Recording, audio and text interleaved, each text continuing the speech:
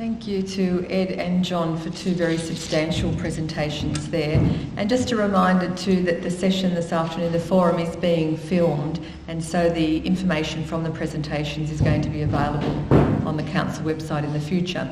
Now, we're going to have our second Q&A session just for 10 minutes or so before we have our afternoon tea break, and then we'll have a longer panel discussion and a longer time for questions after that. But same routine as before. Naomi's got the numbers there. I'm going to first of all ask if anyone's got a question who didn't have the opportunity to ask a question in the earlier session. So if you can just pop your hands up, we'll just hand out the numbers.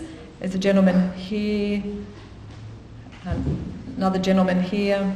Is there? Yes, third one over there, Naomi. Thank you. Anyone else who didn't have a chance before? Or now just anyone? Has anyone got a question whether you asked one before or... Okay, there's one there and then one up the back. Thanks, Naomi. That's probably as many as we can fit before afternoon tea. And if I can just ask the questioners and the respondents too to just try and keep the responses as concise as you possibly could, just so that we can fit as many in. So who's got number one? Is that you, sir? Oh, yeah, thank you.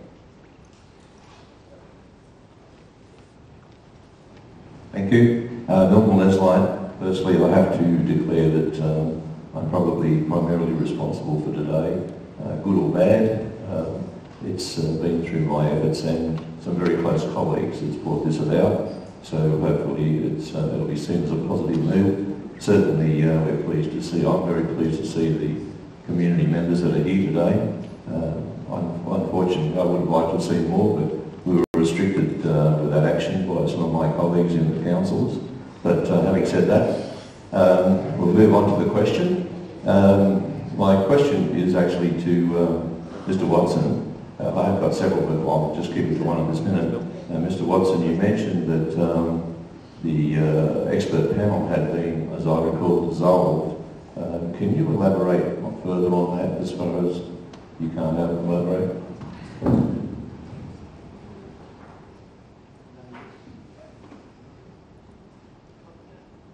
Can you hear me? Yes. Look, you might have misunderstood what I was saying there. The Ministerial Coastal Task Force, the 5 cabinet ministers that were involved in that, have all been removed through the local machinations.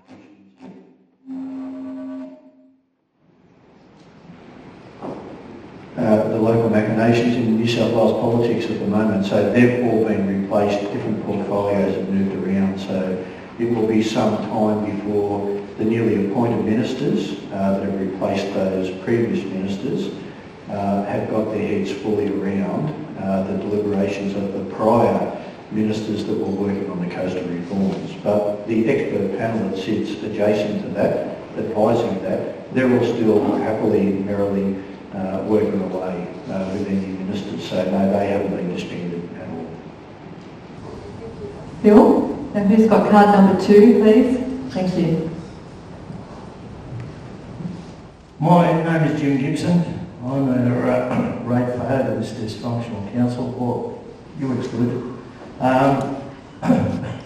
What I'd like to say is, why should we believe you, Dr. Church, as opposed to someone like Nils Axel Mormon, who was on the, in fact, the chairman, I think, of the International Commission on Sea Level Change at one stage, and also Fred Singer, who don't believe in any human intervention. Nature looks after nature, so why should we believe what the IVCC says as opposed to those people? Thank you, sir. Yes, I know both of the gentlemen you refer to. The overwhelming weight of evidence is that climate is changing, that temperatures have risen around the world, and that sea levels have risen and are continuing to rise. That evidence is essentially incontrovertible. The discussion amongst the scientific community is exactly how much further sea level will rise and what rate.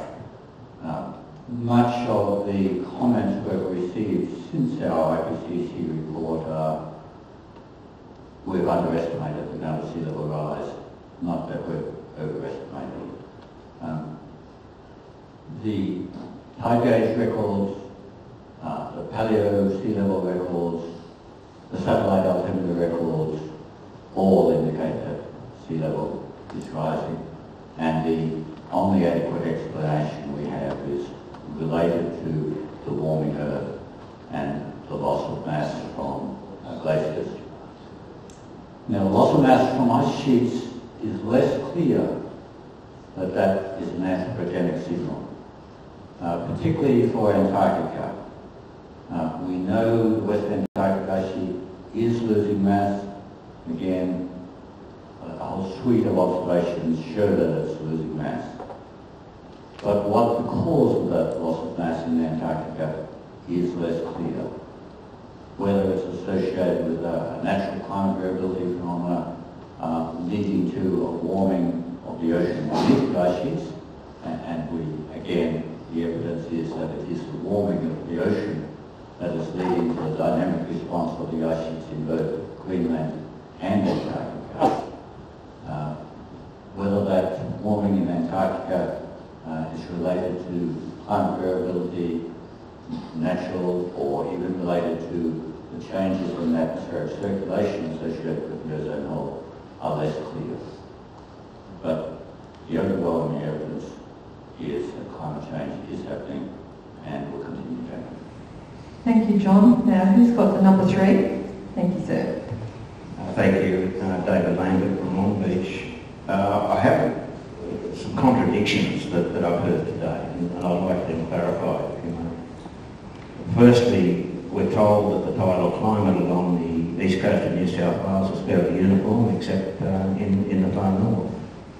If that's the case, why is it that for 100 years almost the linear projection from Port Denison is only 0.94 of a millimetre per annum, which is very similar to the one at the Newcastle Pilot Station. But we have measurements being taken at Port Kembla that we're told are 3 millimetres a year, taking into account that that measuring station has only been there for a little over 20 years. So that's the first question, is why the difference between Port Denison and Port Kembla? The second question goes back to Dr. Church's presentation, where we had a linear sea level rise measured by coastal gauges of 1.7 millimetres per year, all the way up to 1992, when the satellite altimetry doubled that basically overnight. So I'm rather intrigued, and I'll go back to you, Mr. Watson, as well, in the paper that you did in 2011, which suggested quite clearly that the coastal tidal gauges around the world were not representing an increase in sea level rise as what the satellite altimetry was saying. Okay, now can we take those two? Who'd like to speak to the first? I can take it and then you can have it. Ed, thank you. Hi, David. Hello? Hello? Hi, David. Yeah, look, thanks for that. Good questions, and one of the reasons that I'm really interested to talk to people about this stuff is because it's so easy to get confused with so much detail of things going on. The first thing that you said about the different rates, I mean, one of the fundamental differences why we're getting 1 millimetre or 0.9 in Port Denison or 3, Port Denison's showing the same rates of rise as Port Kembla. It just depends when you start your analysis, when you do your comparison and when you finish. As I said earlier, you could show any number of credible linear trends through the data. When you start to understand what processes are actually going on, it's when you can then more intelligently pick where you should put straight lines, particularly if you have step changes when there are ENSO-type processes operating. You can actually understand when those processes are occurring and define trends through those rather than pick a point in the wrong location. Clearly, the data, the gauge data, does show very, very similar trends. Okay? There are some exceptions to that, so not all gauges around the world show everything exactly the same, there's no doubt. And there are processes responsible for those. Some of them we understand, like land movement or melting of ice sheets, or separations of the East Australian current that are occurring today that weren't occurring 100 years ago. These are all things that we're continuing to learn to understand. The other part of your question, I've lost.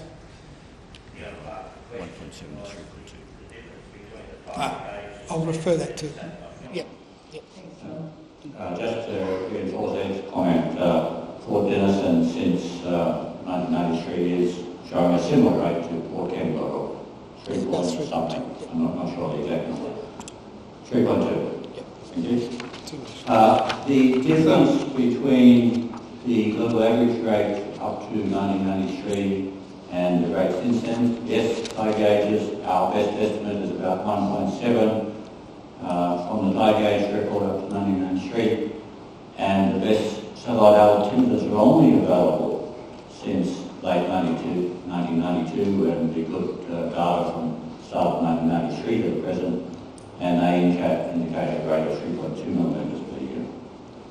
But the high gauges also indicate that increase in rate from an average of 1.7 over the previous 100 or so years to roughly 3 millimetres per year. 2.8 was the last number we published in 2011, from 1993 to the end of 2009. That's a little bit higher now with the longer record.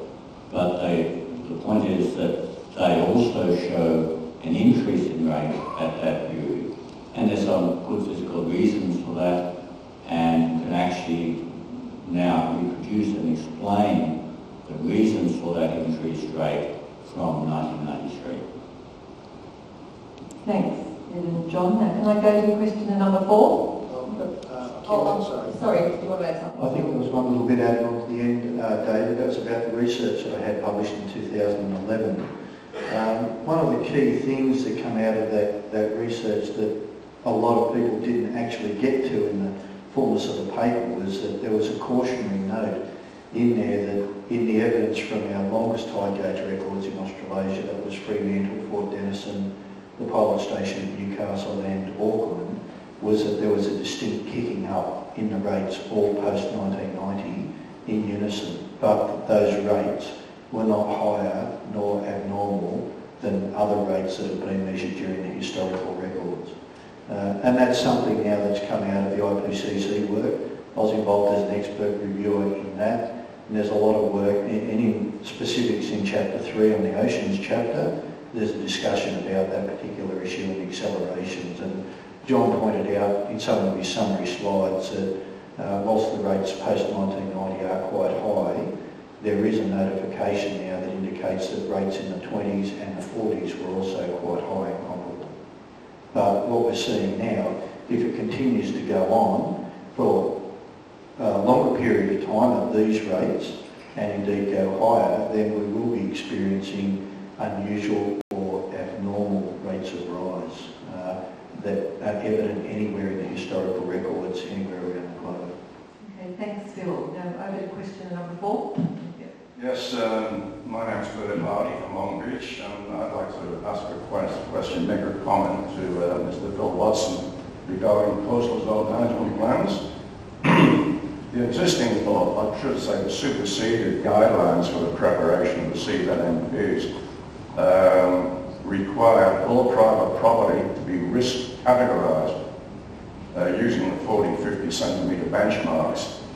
And the risk categories are to be time related, and the specific nature of the risk is to be determined.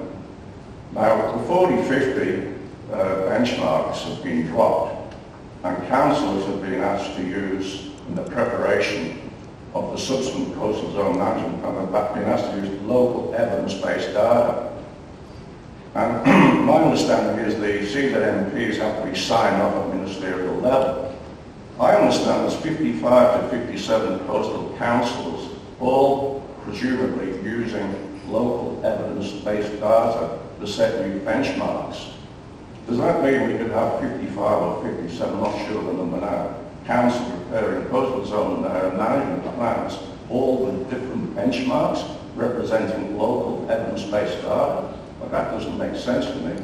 It would have made more sense to me. My understanding is that the tidal climate, to use a manly hydrology term, the tidal climate along New South Wales coast is generally uniform. Would it not have been better for the government to replace the 40-50 benchmarks with more up-to-date benchmarks representing what is actually happening and what is projected to happen in the future? Okay, thank you. Phil. Briefly, please. I'll do my best because there was a lot of ground there. Look, if I don't get to all of those, I'm here later today and I'm happy to spend as much time as I need with you. But some of the risk categorisation that was intended in previous incantations and some of our coastal reforms, that was embedded within a prior regulation that's since been amended. I think that was a requirement of Frank Sartre, that's since been dropped. And that's no longer a requirement to have that risk categorisation on those 149 certificates. So we can rule that one out for the time being. The other thing is too that in terms of the evidence-based decision making around sea level rise, we would all advocate here that there is not 57 different benchmarks applicable up and down the New South Wales coastline. It should be uniform. It's a matter of how much risk you're willing to take and how much risk you need to take with regard to whatever it is that you're considering, whether it's high-risk coastal development, long-term infrastructure, short-term transient type developments that might only be there for 10 or 15 years, in which case we would advocate you don't even need to consider sea level rise.